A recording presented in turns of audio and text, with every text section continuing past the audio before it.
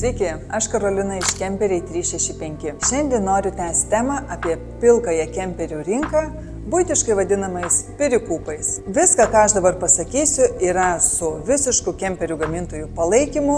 Jie taip pat kovoja su pilkąja rinka ir nenori, kad pirikūpai įsiautėtų. Pirmas dalykas, kodėl svarbu, yra pirkti kemperius iš oficialių atstovų.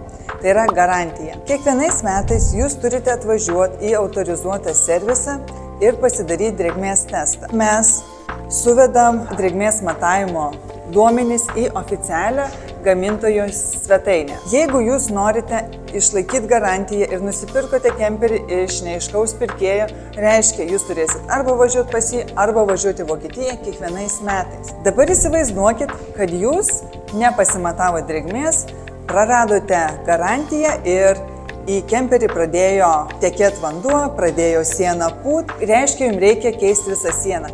Sienos keitimas kainuoja apie 20 000 eurų. Antras dalykas, kad jūs tik autorizuotame servise kemperį tvarkysit su originaliomis detalėmis, kas yra taip pat svarbu ir išsaugo kemperio ilgaamžiškumą. Trečias dalykas, su kuo mes jau susidarėm dabar, klientai nusipirkę kemperius iš Vokietijos, Švedijos ar dar kitų neaiškių pirkėjų, ateina pas mus ir prašo padėti susitvarkyti su dokumentais, nes jie gauna neaiškios kilmės dokumentus ir negali prisiregistruoti Lietuvoje. Mes norim padėti žmonėms, bet ne visada galim. Ketvirtas dalykas yra tas, kad pirkdami iš lietuviškų oficialių atstovų jūs prisidedate prie Lietuvos ekonomikos skatinimo ir prie Lietuvos augimo. Tai būkite atsakingi ir ačiū Jums. Iki.